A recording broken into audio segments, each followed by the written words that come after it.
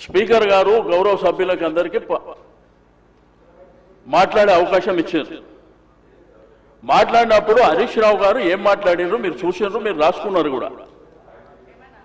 మేము పునరుద్ధరణ కార్యక్రమానికి సహకరిస్తాం, కానీ పేదవాళ్ళకు జరిగేటువంటి నష్టం విషయంలో మీరు ఏ పద్ధతిలో చేస్తారు అనేటువంటి అంశం చెప్పారు వారు. దాంతోపాటు కాళేశ్వరం మల్లన్న సాగర్ నీళ్లు తీసుకొచ్చి 2.5 TMC ఇస్తుండ్రు అనేటువంటిది దాని డీటెయిల్స్ కూడా చెప్పని చెప్పారు. ఎక్కడ కానీ ప్రభుత్వాన్ని కానీ లేకపోతే మీరు పెట్టినటువంటి ఈ యొక్క మూసీ రివర్ ప్రాజెక్టు విషయంలో కానీ అపోజ్ చేసినట్టు వారు మాట్లాడిన సందర్భం లేదు. కానీ ముఖ్యమంత్రి గారికి అంత ఆవేశం ఎందుకు? కడుపుల విషయం మాకున్నదా ఆయనకున్నదా? ఏం మాట్లాడుతున్నారు సార్ ఆయన? మేమేమన్నా స్పీకర్ గారు మేమేమన్నా బాధ్యత రహితంగా మాట్లాడినామా? అట్లా సార్ మేమేమడిగినామంటే ముఖ్యమంత్రి గారు మాట్లాడారు. మీరు పెద్దరికం ప్రదర్శిస్తారని అవకాశం ఇచ్చిన మీరు డిబేట్ కు ఛాన్స్ ఇవ్వకండి. సరైన సూచనలు ఉంటే చెయ్యండి.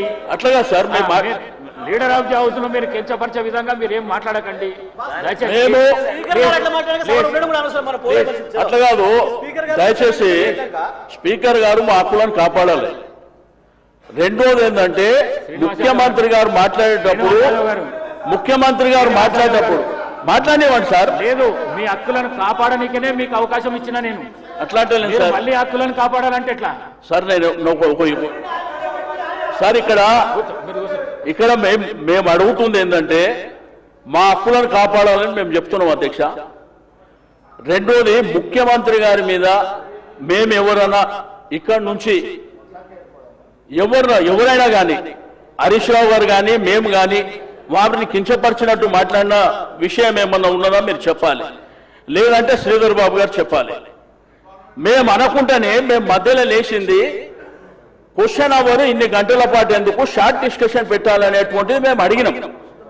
ఆ విషయం చెప్తుంటే వారి ఆవేశంతో మీ కడుపుల విషయం ఉంది, మిమ్మల్ని తీసుకుపోయి అనంతగిరి హాస్పిటల్ మినిస్టర్ గారు